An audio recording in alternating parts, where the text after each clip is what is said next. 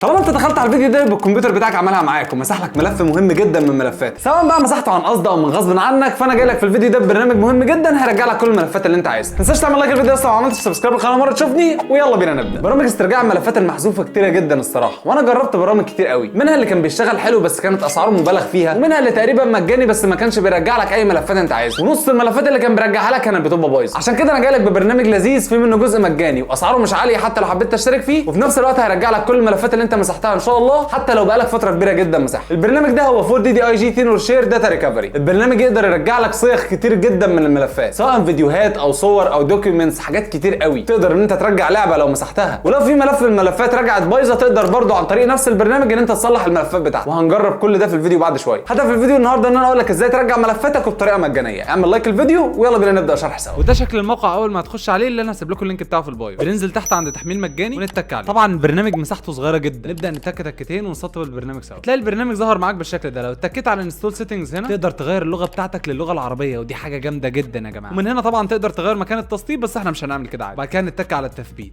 زي ما انتم شايفين يا جماعه طبعا البرنامج كله قلم عربي، وده هيسهل استخدام البرنامج لاي حد. بعد ما هيتثبت البرنامج نتك استخدم الان. ده شكل البرنامج بتاعنا بعد ما فتح يا جماعه. بيبدا طبعا يديك شويه تعليمات عشان خاطر لو انت استخدمتش البرنامج لاول مره، بس انت ركز معايا بقى وفكك من التعليمات. اول حاجه انت تقدر ترجع ملفات، وده اللي احنا هنجربه دلوقتي لحد 100 ميجا مجانا عادي جدا من غير ما تدفع ولا ربع جنيه ومن غير اي حاجه. لو انت عايز تعمل مسح لكل ملفاتك من اي درايفر عندك، مثلا من السي من الدي من الاي من اي حاجه، بتتك بس مجرد على مسح. يقول لك انت عايز تعمل مسح مثلا لايه؟ للصور، للفيديوهات، للوثيقه، الحاجه اللي ضاعت منك ايه. لو انت عايز تعملهم كلهم وتتك مسح كل الملفات تقدر تعمل مسح لكله. لو حابب تعمل مسح للصور فتشيل كل حاجه وتسيب الصور بس. خلينا مع بعض كده نخش جوه الملف ده. الملف ده زي ما انتم شايفين كده يا جماعه، شويه صور، في فيديو، وفي كمان لعبه جوه. اللعبه دي بالمناسبه يا جماعه هي اعلى لعبه في الجرافيكس في العالم كله، بتشتغل بانريل انجن 5. زي ما شايفين كده الجرافيكس والتفاصيل مش طبيعيه. لو عايزين نعمل فيديو كامل للعبه دي بيقولوا لي في الكومنتات واحنا بنستعرض تفاصيلها وكل حاجه مجنونه. خلينا بقى نمسح كل الكلام ده للابد. بيقول لك انت عايز تمسحه للابد؟ ايوه عايز امسحه. دلوقتي يا جماعه احنا مسحناه من الديسكتوب. خلينا بقى نروح للبرنامج ونتك على مسح سطح المكتب اللي هو الديسكتوب بتاعنا. بيقول لك انت عايز تعمل مسح لكل الكلام ده؟ عايز اعمل مسح. دلوقتي يا جماعه هو بيدور 13% 18، تسيبه شويه هنا كده لحد ما يخلص. بالمناسبه لو انت لقيت الحاجه اللي انت عايزها وهو لسه بيدور تقدر ان انت توقفها في اي وقت لو انت لقيتها خلاص. طبعا يا جماعه الوقت اللي هو بياخده بيختلف من كمبيوتر للتاني ومن ملفات للتانيه. انا واحد لسه ماسح الملفات دلوقتي حالا، فاكيد ممكن تاخد وقت اقل من لو انت ماسح الفيديو ده من فتره او ماسح الملفات دي من فتره. طبعا يا جماعه انا مش لاقي الملف بتاعي خالص، دورت عليه في كل مكان ومش لاقيه. فاحنا ممكن نعمل حركه سهله جدا. تيجي هنا عند كلمه بحث دي، بنكتب اسم الملف ونتك، بيطلع لك كل الملفات اللي اسمها ديليت. في ملفين، نتك على الملف ده في الفيديو اللي احنا عايزينه. خلينا نحددهم كده. طبعا تقدر ان انت تعمل معاينه، يعني احنا مثلا لو رجعنا هنا كده وبصينا هنا تقدر تشوف الصور والفيديوهات اللي انت عايز ترجعها عشان خاطر تتاكد هي دي الحاجه اللي انت عايز ترجعها ولا لا. بيقول لك طبعا مساحه كل واحده فيه. اول ما تتك استعاده، طبعا احنا لقينا 100 ميجا بس، هو انا بيقول لك لازم تشترك. خلينا نشترك ونرجع تاني. وبعد ما اشتركنا في البرنامج خلينا نرجع الملف بتاعنا. بيقول لك دلوقتي انت عايز ترجع الملف بتاعك فين؟ عايز ترجعه في سطح المكتب برضو. بيقول لك يستحسن لما تحب ترجع ملفات ترجعها في مكان مختلف عن المكان اللي انت مسحتها فيه. خلينا مثلا نختار ويسترن ديجيتال ده، نتك استعاد. يقول لك انت عايز ترجع الملفات التالفه؟ قول له طبعا انا عايز ارجع ملفات. على فكره يا جماعه البرنامج ده بيصلح لك الملفات التالفه كمان لو في مشكله او حاجه مثلا في ملف، او في فيروس مثلا بوظ ملف او حاجه، او خلي بالك في ملفات اتمسحت مثلا بسبب فيروس فبوظت لك السيستم بتاعك. كل ده بيعمله الابلكيشن. زي ما انتم شايفين كده